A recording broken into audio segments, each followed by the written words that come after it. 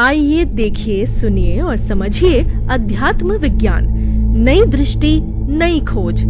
आध्यात्म विज्ञानी अहमदाबाद के स्वामी श्री कमलेशानंद जी के साथ। इस कार्यक्रम के प्रायोजक हैं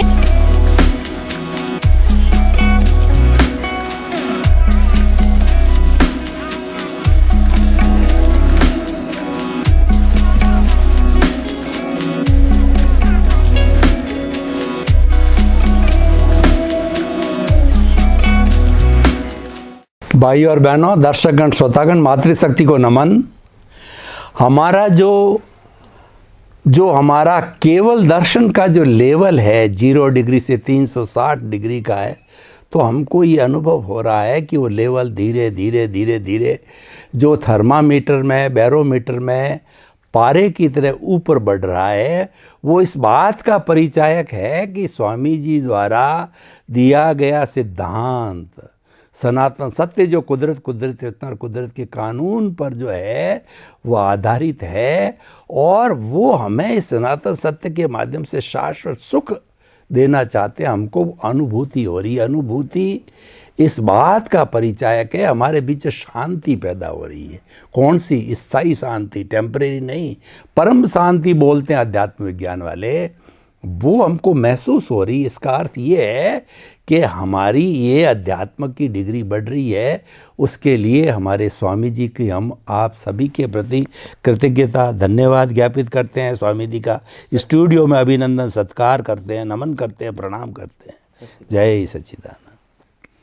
स्वामी जी, जब ज्ञान दिया जाता है तब ये बताया जाता है कि हर वक्त चिंतन करो कि मैं मन वचन काया से मुक्त ऐसा शुद्ध आत्मा हूँ, और उसके साथ साथ में जो कुछ चल रहा है आपके साथ में उसके ज्ञाता दृष्टा रहो। लेकिन जो सामान्य गृहस्थी आदमी है, कभी पैसे में फंस जाता है, कभी बच्चों में फंस जाता है, कभी धंधे में फंस जाता है, कभी कोर्ट केस में फंस जाता है, और कभी आर्थिक कठिनाई में, कभी स्वास्थ्य के बारे में, कभी धन के अभाव में फंस जाता है। तो ये माया का जाल ऐसा है जन्म से मृत्यु तक कि आदमी हर क्षण कुछ न कुछ अपने आप में कमी, असंतुलन महसूस करता है। उसको फंसना नहीं चाहिए, अप्रभावित रहना चाहिए, लेकिन प्रभावित हो जाता है। यानी ज्ञान के समय हमको प्रतीति, जागृति, अनुभव के बारे में अच्छी तरह से बताया जाता है, और तीनों ग्राफ क्रिएट कर दिए जाते हैं कि आपको रेडीमेड चीज़ें दी जा रही, 3 गिफ्ट दी जा रही है। प्रतीति 100% रखिए, और जागृति 15% जागृत करके दे देते हैं, 2% अनुभव भी दे देते हैं, ताकि इनको अब आप आगे बढ़ाते रहिए। आपको कुछ नहीं करना है, जीवन भर इनको आगे बढ़ा। परंतु जो हमारा लक्ष्य जागृति है, हम उस माया के चक्कर में भूल जाते हैं। तो कुछ ऐसा नुस्खा दीजिए अध्यात्म विज्ञान की दृष्टि से कि व्यक्ति सब कुछ करते हुए जीवन पर्यंत भी ऐसा छोटा सूत्र दीजिए, वो याद रखे, वो भूले नहीं। भूले तो तुरंत 1 सेकंड में उसका ध्यान वापस लौट करके वो लक्ष्य की तरफ आ जाना चाहिए। धन्यवाद प्रश्न के लिए। बात यही है, हम बार बार भूल जाते हैं। क्या भूल जाते हैं? मैं आत्मा हूँ, जो हूँ, परमानेंट हूँ।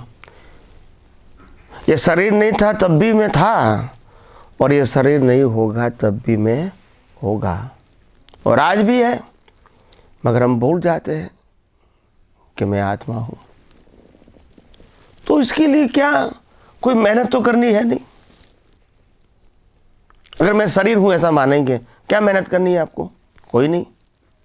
शरीर तो है, दिखता है, अनुभव में आता है। मैं आत्मा हूं, वो हमारे पास ज्ञान है, दृष्टि है। कोई तर्क करेगा दिखता नहीं है। बात सही है, दिखता नहीं है, क्या मतलब क्या है? क्या उसकी प्रेजेंस के बिना शरीर का अस्तित्व हो सकता है? क्या उसकी प्रेजेंस के बिना पुनर्जन्म हो सकता है? क्या उसके प्रेजेंस के बिना कर्म और कर्मफल का सिद्धांत लागू हो सकता है?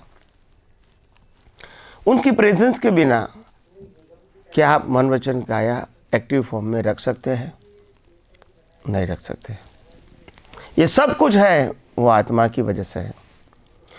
और इसके अलावा सत्ता, संपत्ति, संबंध और साधन जो शरीर से जुड़ा हुआ है वो भी आत्मा की वजह से ही है।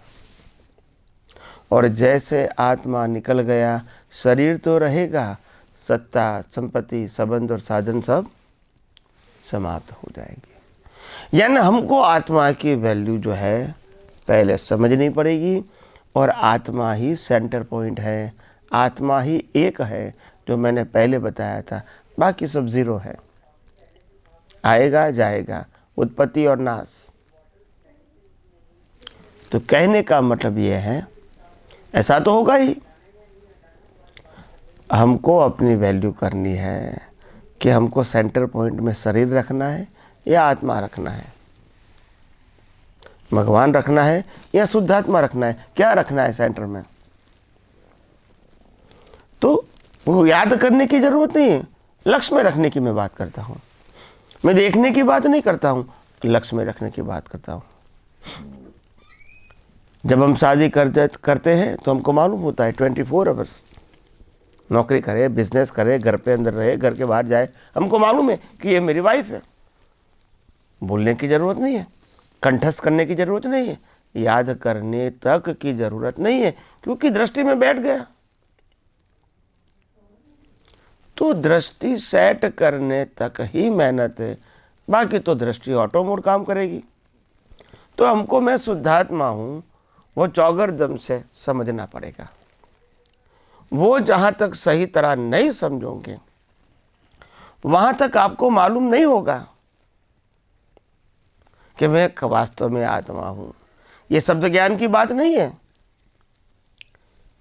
ये सभी प्रकार के एंगलों से देख कर जो स्वीकार करते हैं वो बात है।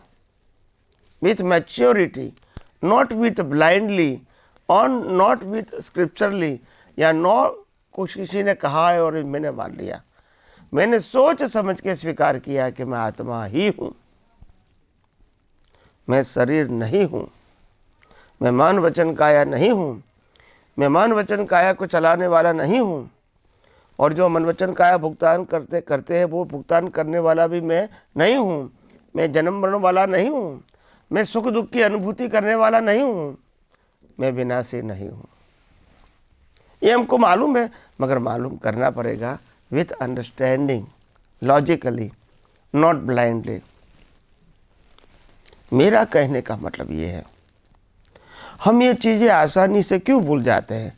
क्योंकि हमने ये सब बातें सोच समझ के स्वीकार नहीं किया है, आंखें बंद करके स्वीकार किया है। और इसीलिए उसके ऊपर प्रति भाव भी नहीं रहते हैं, इंटरेस्ट भी नहीं रहते हैं, वैल्यू भी नहीं होती है। नॉलेज होता है बिना, विदाउट वैल्यू। जो चीज़ आपने बिना सोचे समझे स्वीकार किया है नॉलेज के फॉर्म में, वो कभी आपके जीवन में प्रैक्टिकल नहीं होगा, इंफॉर्मेशन के रूप में ही होगा। और आध्यात्म मार्ग में उसको कहते हैं शुष्क ज्ञान, without result and without benefit. तो हर अवस्था के अंदर आत्मा को लक्ष्य में रखने के लिए और कोई विशेष प्रकार की बाह्य क्रिया की आवश्यकता नहीं है। मगर बाहर जो हो रहा है ये 5 इंद्रियों के माध्यम से अनुभव में आता है, और ये मन वचन काया में जो हो रहा है,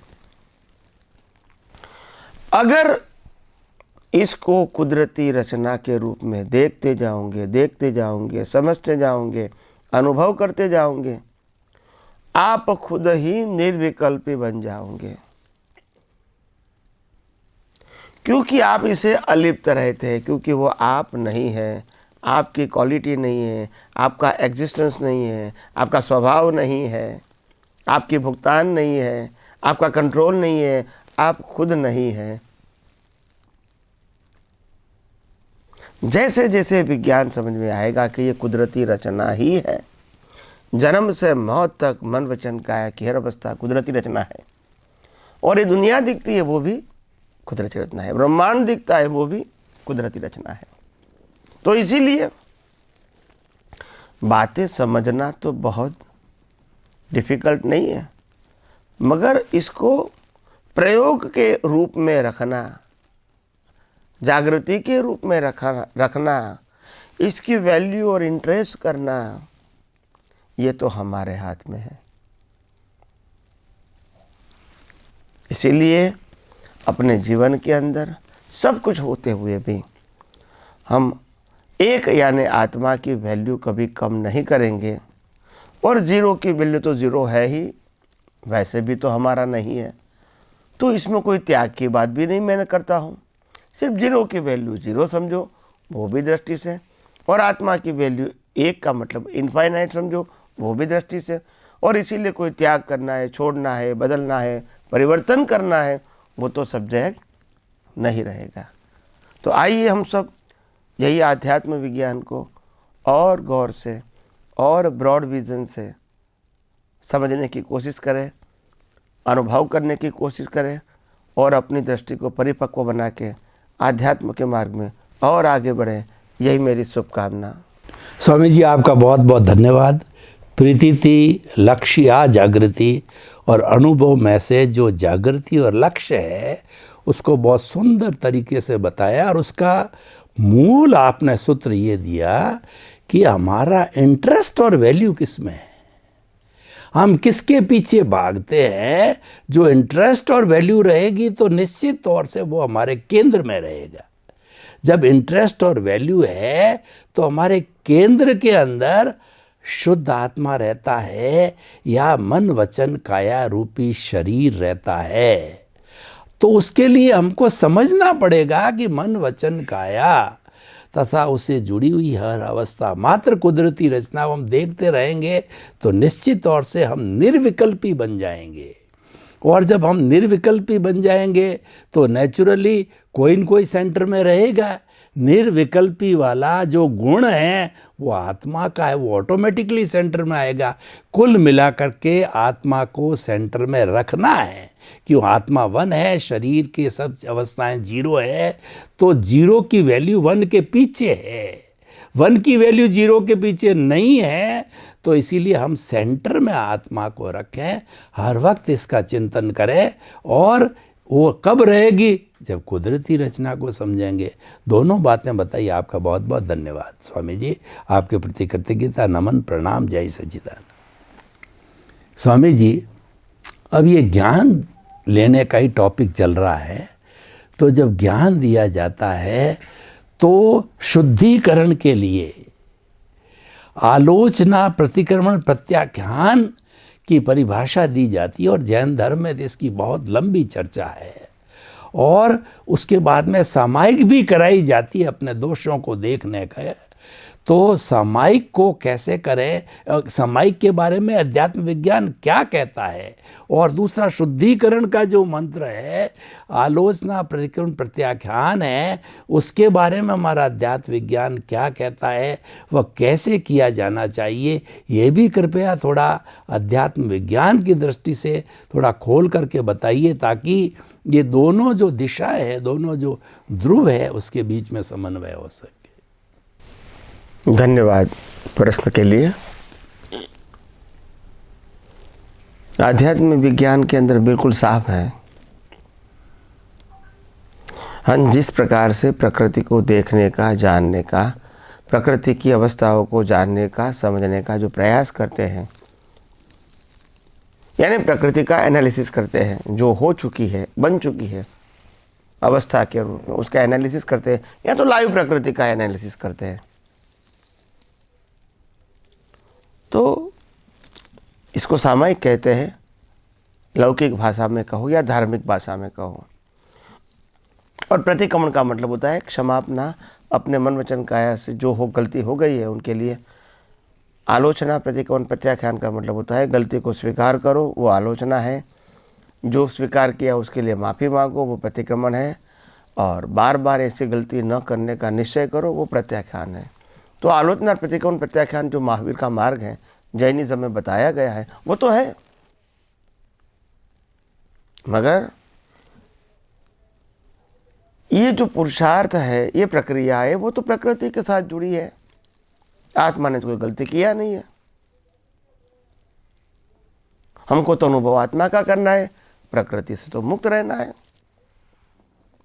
तो फिर प्रकृति जो करती है, जो कुछ भी अभी तक जीवन में, क्या इसको देखने की जरूरत है सामायिक की दृष्टि से? या आध्यात्म विज्ञान मन वचन काया से अभी तक जो कुछ प्रकृति हो चली, उसमें जो कुछ दोषित लगता है विचार के रूप में, वाणी के रूप में, वर्तन के रूप में, क्या उसके लिए प्रतिक्रमण करना आवश्यक है? आध्यात्म विज्ञान इसके बारे में क्या कहते हैं? तो आध्यात्म विज्ञान साफ बोलता है प्रकृति के बारे में सामायिक और प्रतिक्रमण करना ये आध्यात्म विज्ञान का विषय नहीं है।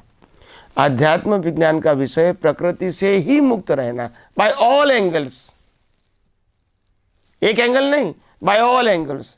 You are totally separate as a prakriti, as a action, as a speech, as a thought, as a suffering. So this is not the subject of a spiritual scientist. मन वचन काया से मुक्त रहना है, मन वचन काया की कोई स्पेशल क्रिया से मुक्त रहना है और सामान्य क्रिया से अलग जुड़ना है, ऐसी बात ड्युअलिटी वाली बात नहीं है। ये धार्मिक और सामाजिक बात है।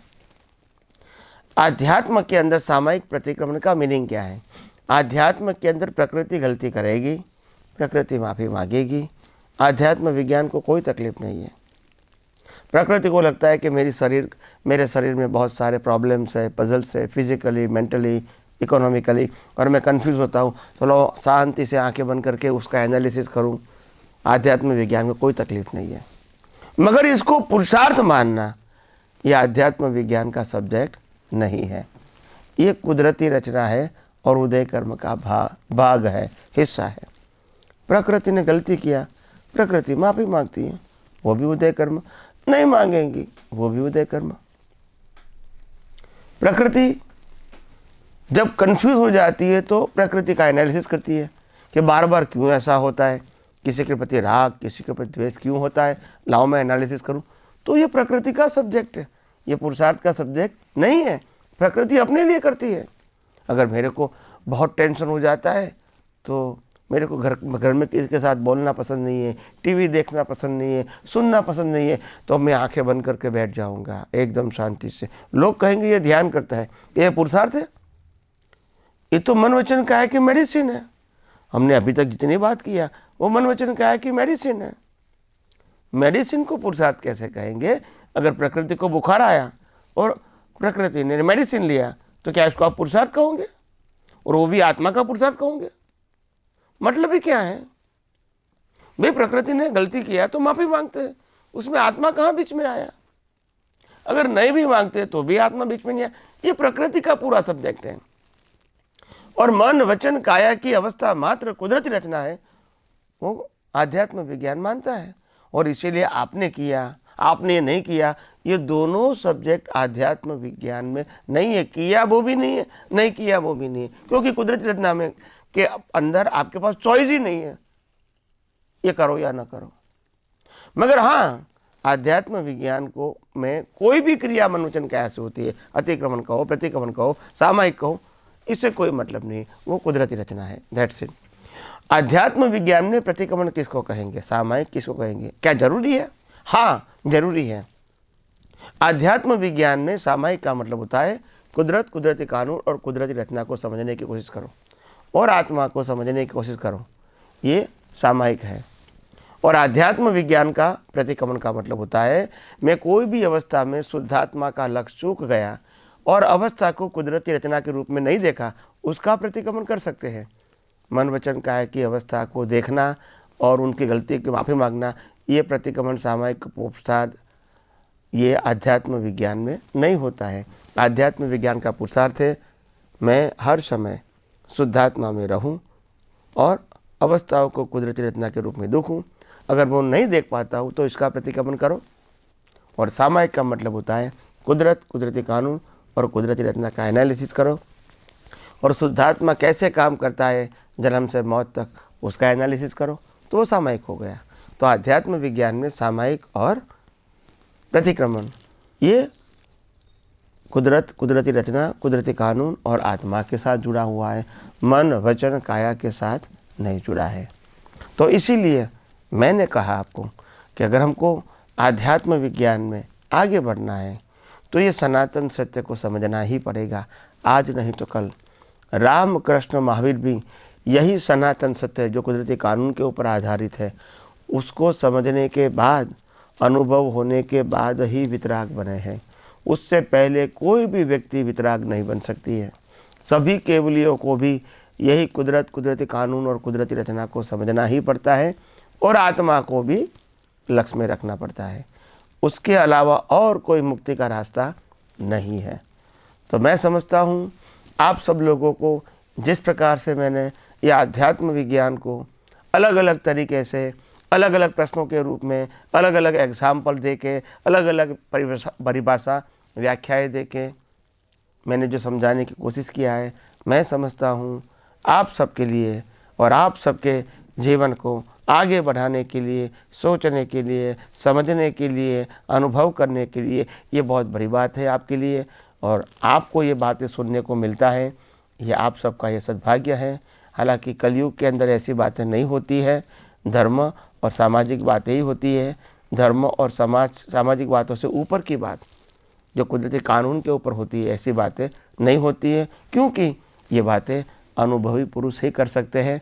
किताबों वाला, पढ़ा हुआ, सुना हुआ बात व्यक्ति बात नहीं कर सकता है। तो इसीलिए हम जो बात करते हैं ये हमारे खुद के अनुभव की है। और मैं समझता हूँ, मेरा जो भाव है कि हर व्यक्ति अपने जीवन में मुक्ति के मार्ग में आगे बढ़े, अपने जीवन में सुख और शांति प्राप्त करे, आधि व्याधि उपाधि में भी समाधि की अनुभूति करे और धीरे धीरे अज्ञानता और देहाध्यास नष्ट करे। यही मेरी जो भावना है, बस यही भावना में सफलता पाऊँ और आप सबका जीवन भी धन्य बने, यही मेरी आप सबको शुभकामना है। खूब खूब आगे बढ़िए, यही मेरी मंगल कामना है। स्वामी जी, आपका बहुत बहुत धन्यवाद। आपने सामायिक और प्रतिक्रमण की परिभाषा दोनों दृष्टि से दी, सामाजिक और धर्म की दृष्टि से और अध्यात्म विज्ञान की दृष्टि से। तो आपके जो दो पिलर मुख्य है कि मैं मन वचन काया से मुक्त शुद्ध आत्मा हूँ, और दूसरा मन वचन काया तथा उससे जुड़ी हुई हर अवस्था मात्र कुदरती रचना है, उस पर आधारित है। घूम फिर कर के बात इन दोनों ध्रुव सत्यों पर आधारित है, वही सनातन सत्य है और उससे जुड़ा हुआ कुदरत का कानून है। कितनी सुंदर परिभाषा दी आपने कि जो है सामायिक का अर्थ होता है कि आपको एनालिसिस करना कि मैं मन वचन काया से मुक्त ऐसा शुद्ध आत्मा हूँ, और दूसरा एनालिसिस करना ये मन वचन काया ये जुदी है, इससे मुक्त रहना है, इसका एनालिसिस करना है, वो सामायिक है। और प्रकृति जो कराती है वह सामायिक अलग है, वो सारा जो है प्रारब्ध है और उदय है। सामायिक आलोचना, प्रतिक्रमण, प्रत्याख्यान है, ये सारा जो प्रकृति के द्वारा किया जाता है मन वचन काया से, वो सारा उदय और प्रारब्ध है। और जो आध्यात्म विज्ञान का सामायिक एनालिसिस है वो आत्मा के एनालिसिस और प्रकृति को सेपरेट रखने की एनालिसिस है। और दूसरा प्रत्याख्यान, प्रतिक्रमण भी आवश्यक बताया आपने। उन्होंने कहा कि मैं कहीं भूल जाऊं, इन दोनों सिद्धांतों की कहीं भूल पड़ जावे, सनातन सत्य की भूल पड़ जावे, तो उसका प्रायश्चित करने के लिए, सुधार करने के लिए, करेक्शन करने के लिए जो है ये जो है प्रतिक्रमण किया जाना चाहिए। कुल मिलाकर के दोनों जो मुख्य पिलर है इसको कभी नहीं भूलना, तब जाके सनातन सत्य आएगा और सनातन सत्य आने से शाश्वत सुख की प्राप्ति होगी। स्वामी जी, आपका बहुत बहुत धन्यवाद, कृतज्ञता और आपके प्रति नमन और स्वागत सत्कार अभिनंदन समस्त श्रोताओं की तरफ से। जय सच्चिदानंद, जय सच्चिदानंद। आइए देखिए, सुनिए और समझिए अध्यात्म विज्ञान, नई दृष्टि, नई खोज। आध्यात्म विज्ञानी अहमदाबाद के स्वामी श्री कमलेशानंद जी के साथ। इस कार्यक्रम के प्रायोजक हैं